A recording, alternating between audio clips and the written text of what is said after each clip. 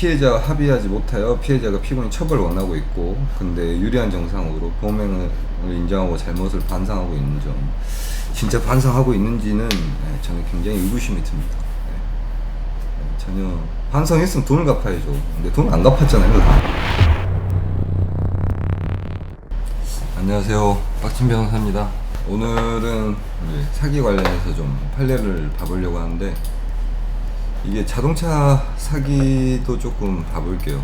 LSTV 나오고 하면서 이마누엘님이나 아카라카초님이나 관계가 있다 보니까 이 차량 관련해서 이제 사기당한 분들 중에서 이제 궁금하거나 이런 걸 물어보시는 분들이 꽤 있는데, 사기가 이 분야가 엄청 많잖아요. 지금 이 정도밖에 정리를 안 해봤는데, 사실은 거의 돈과 관련되어 있는 모든 부분에는 사기가 관련이 있다고 볼 수 있는데, 그 중에서 이제 자동차 사기도 상당히 지금 명의대여 사기나 이런 게 피해가 많죠. 그래서 그것도 구체적으로 더 디테일하게 자동차 관련 사기 중에서도 수법이 뭐가 있는지를 좀 세분화 시키고 있는데, 이게 판례 찾기가 사실은 쉽지 않아요. 그때도 얘가 얘기했던 것처럼 대법원 판결서 인터넷 열람제도 이거 여기에 들어가가지고 판결을 찾기가 그렇게 쉽지가 않습니다. 그게 딱 내가 원하는 쟁점의 판례를 찾기가 쉽지가 않아서, 이것도 노가다예요. 이것도 노가다. 돈 내고 건당 1,000원씩 돈 내고 보는 것도 열받아 죽겠는데 그건 참 말이 안 돼요. 이미 다 세금 써가지고 재판한 판결문을 왜 돈 주고 팔아먹는 건지 저는 하여간 제 상식으로는 이해가 안 돼요. 빨리 이 판결을 돈 주고 사서 이제 읽어보면서 이렇게 중복되는 거는 걸으면서 이렇게 유형별로 좀 정리를 하고 있어요. 그 중에 하나가 이제 자동차 사기 수법 중에서 이런 수법의 사기가 있어요.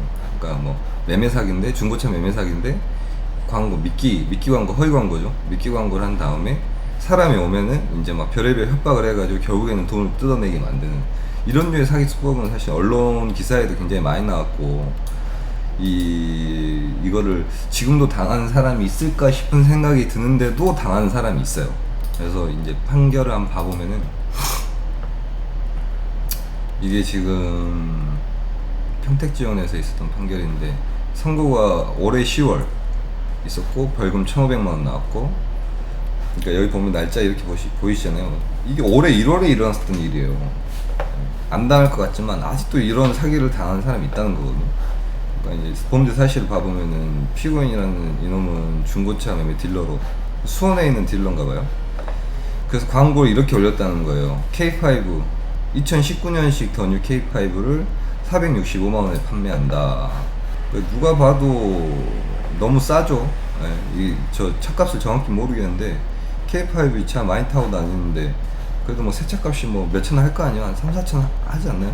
아니 대충 그 정도 하는 것 같은데, 중고차라고 해도 너무 싸죠. 근데 이렇게 싸면은 이제 미끼 매물이니까, 이렇게 설마 이렇게 싼 차가 있을까? 이거 사기 아니야? 이렇게 의심을 하고 안 가야 되는데, 이걸 믿는 사람도 있다는 거죠. 아마도 이제 나이가 어린 친구들이나 차에 대해서 잘 모르는 사람들이 이런 광고를 믿을 확률이 높죠. 이 광고를 보고 C가 왔대요.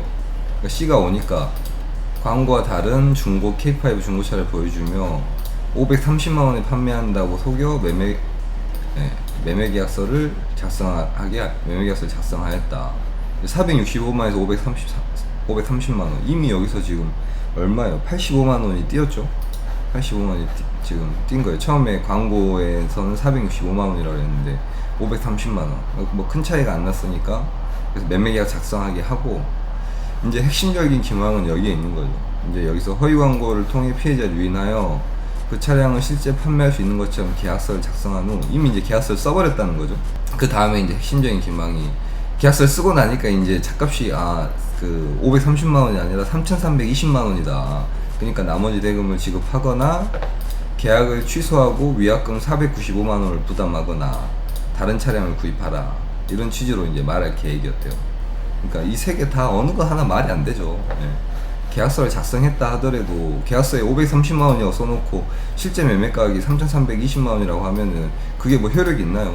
그러니까 원래대로라고 하면은 계약서에 530만원을 써있었다고 하면은 이 딜러가 매수인한테 그 차를 인도할 의무가 생기는 거죠. 계약상으로 따지면. 근데 이제 그런 내용을 잘 피해자들이 잘 몰랐겠죠. 차에 대해서 잘 모르고 아마 법률에 대해서 정확히 잘 모르니까 또 아마 이런 얘기들을 강압적으로 하니까 이제 뭐 대항하지 못하고 그렇게 했던 거겠죠. 그래서 이제 피해자가 의심한 피해자가 계약 취소를 요구하고 112에 신고하였다. 여기 이제 아래 사실관계를 보면은 이 피해자가 사실은 실제 피해자가 아니고 여기 정상관계를 양형 이유를 보면은 피해자가 허위 매물 중고차의 거래 실태를 알리는 취지의 동영상 제작하는 자로서 실제로는 차량을 구매가 없던 상황. 낚으려고 지금 영상 찍어서 뭐 낚으려고 갔었나 봐요. 그렇으니까 당연히 이제 애초부터 계획을 하고 이제 얘가 사기친 걸 딱 봐가지고 그걸 찍은 다음에 112에 신고를 해버린 것 같아요, 보니까. 그래서 결국엔 사기의 미수에 그쳤다는 거고, 그래서 이제 이 피고인에 대한 양형의 이유를 보면은 허위 매물로 피해자를 유인하고 교묘한 설명과 언변으로 매매계약서를 작성하게 하고 시세보다 높은 금액의 시세 판매 대금이라고 고지하면서 계약을 취소하려면 위약금을 내야 한다거나 이런 식으로. 이 계약 자체가 사기 계약이기 때문에 효력이 없는 거죠. 그러니까 뭐 위약금은 지 생각이고 위약금 낼 필요도 없는 건데. 그래서 또 게다가 더 골 때리는 거는 피고인 얘가 똑같은 동일한 수법으로 허위 매물로 해가지고 유인해가지고 이렇게 사기치는 범행을 시도하다가 고객이 112에 신고하자 증거가 되는 자동차 매매 관련 서류를 강제로 빼앗은 사안으로 강도죄로 징역형의 집행유예를 받았고 그 집행유예 기간 중에 지금 이 짓을 또 한 거래요. 사기를 치다가 걸려서 이제 신고를 하니까 서류를 빼앗은 게 강도죄로 받았었나 봐요. 계속 동일 수법의 범행을 반복하고 있는 거.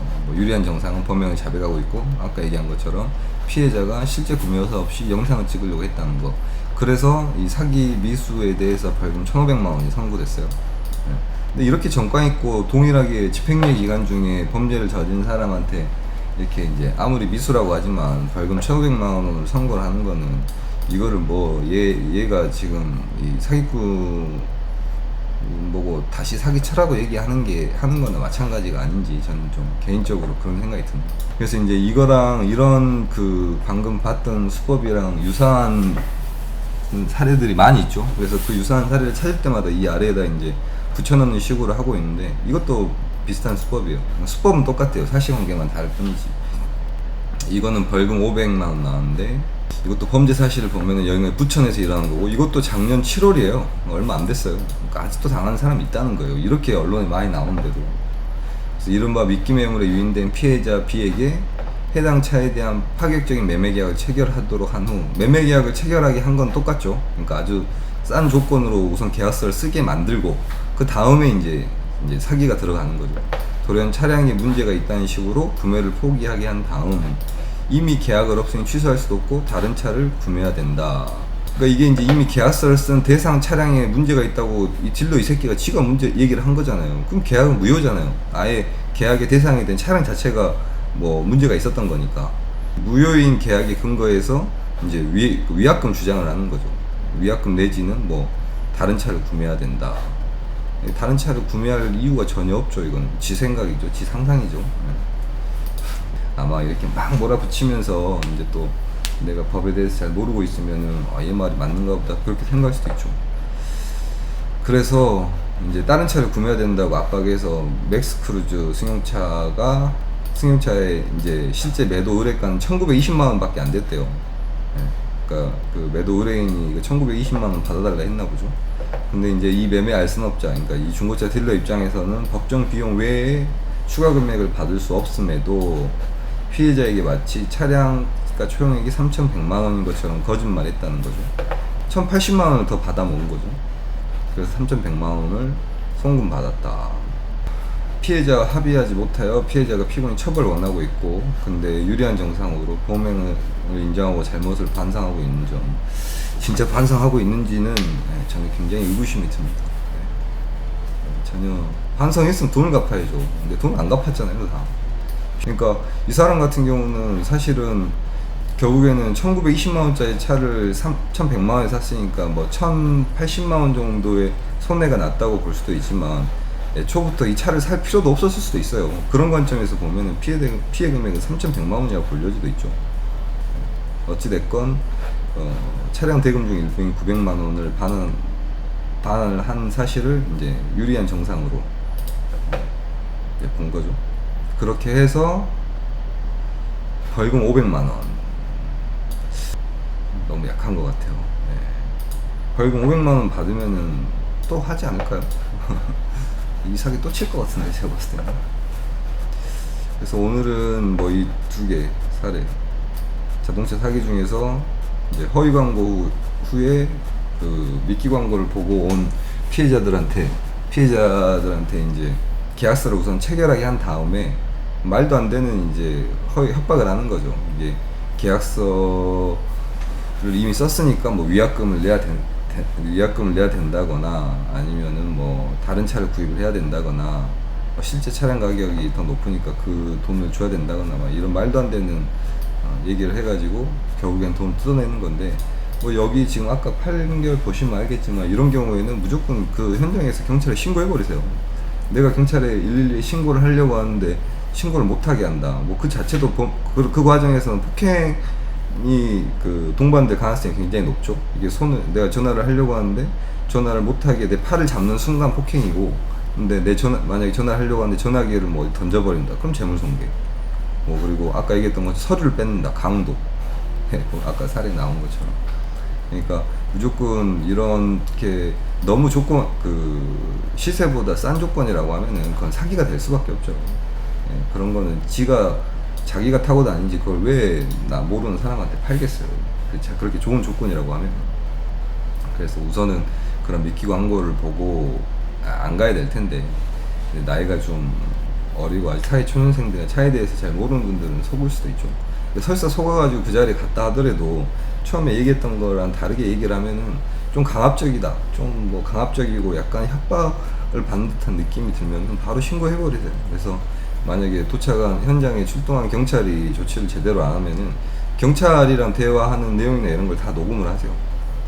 뭐 중고차를 사러 갈 때는 무조건 핸드폰을 하나를 더 가져가든지, 아니면 뭐 녹음기가 없다고 하면은 집에서 놀고 있는 핸드폰 충전 만땅 해가지고 그거 비행기 모드로 이렇게 바꿔놓은 다음에 그거를 그 가방이나 이런 데 넣어가지고 녹음을 하고 계세요, 계속.